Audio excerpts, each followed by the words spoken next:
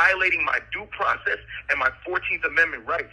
My faith, my prayers, and my highest hopes go to the Honorable Judge Hereford that on May 8th, they can't stand the facts. A lot is insane, they can't stand this raps. I'm so Buffalo like I'm bandana black. I'm from the 716, we determined and we discipline. Oh, that's your man, better get him for you missing days. My hood American flag, you wearing your bandana black. I went to jail for guns and drugs, so where's your bandana at? Blood be thicker than water. DJ Bandana. Yo, I ain't gonna hold you. This nigga Tory Lanez, either he been listening to a lot of old papoose or he been in the law library, right? Been locked up. Listen, that clip that we just played right there, I'm gonna play the rest of the clip right there. We're gonna get into that. That is an exclusive clip. Tory Lanez calling live from jail. He actually put this, put the audio up, a little bit of text. Let me read the text first. It says, Tory Lanez says to @GasConferlada, please put an end to this injustice. Many black and Hispanic minorities are falling victim to these same outrageous and disgusting tricks and tactics. Someone needs to stand up for us. Hang on a second. Is this? Check. Oh, okay. I want to make sure Mike was on. Everyone, please pray that the Honorable Judge David Hereford returns me to freedom and a fair trial. So basically what Tory Lanez is doing. At this point, honestly, hop in the comments. Let me know. Did Tory Lanez really shoot Megan, bro? I don't really know at this point. Like, at first I was thinking, like, he definitely didn't do it. And then when I was reading some of the stuff during the trial, like, well, really what the media wanted to put out to us, I was like, maybe he did. But when we really think about it, like, why? Like, when you really think about the root of it, like, why would Tory do that? The only reason I can say that Tory do this, it's gonna sound funny as hell. Like, I'm not being funny, and this is not an excuse or anything like this. Is definitely not an excuse. I'm just saying the only reason I can see Tory Lanez actually popping Megan is if they were making fun of his height or making fun of his hair. If they like the bald, because you know he like super like 80% thinning right there. They was making fun of his hair or making fun of his height. I could see maybe he was going off the perky 80. He a little short, so probably ran through a system a little quick, bang, hit her with the 40. That's the only way I can see this happening with Megan Thee Stallion. But I'm going to play the rest of the audio. Y'all hop in the comments, let me know. What do y'all feel about this?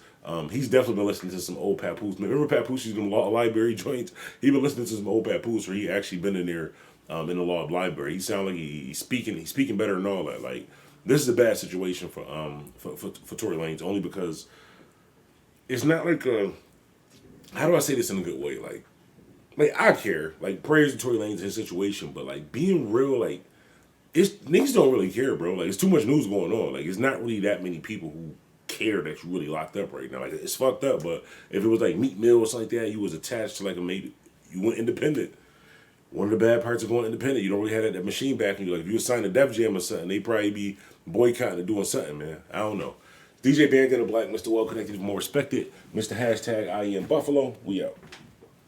I've been incarcerated for almost half a year over a gun that the DAs lied and said I shot. In 2021, they demanded I take a DNA test.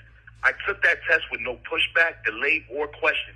Not only because I knew I never shot the gun, but mainly because I was 100% positive I never even touched this gun. In my trial, the verdict of guilty or innocent depended heavily on my DNA results. With the help of LA Crime Lab's DNA expert Randy Zepeda, DA Kathy Tarr and Alex Bott completely manipulated my DNA results and lied to the world, the media, and most importantly, my jury, by stating my DNA on the gun was inconclusive. That was an absolute lie. They went on further to say, inconclusive means that he cannot be excluded from the gun. My new attorney, Jose Baez, hired one of the best DNA experts in the nation to carefully analyze the same DNA test the fair and correct way.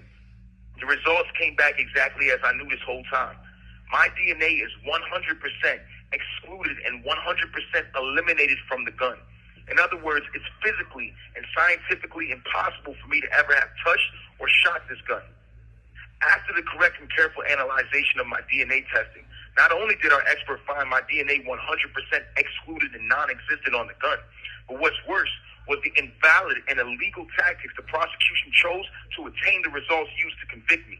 Based on the fundamentals of my DNA test, the only possible way for the LA Crime Lab to come up with an inconclusive result would literally be to stop the testing before it finished or completed its final result, which would have and should have shown completely my full exclusion on the weapon.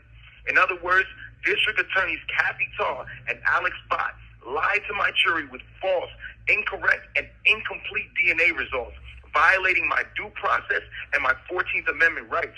My faith, my prayers, and my highest hopes go to the Honorable Judge Hereford, that on May 8th, he rules in favor of the United States Supreme Court law, returning me to my freedom, my family, and most importantly, the justice of a fair trial.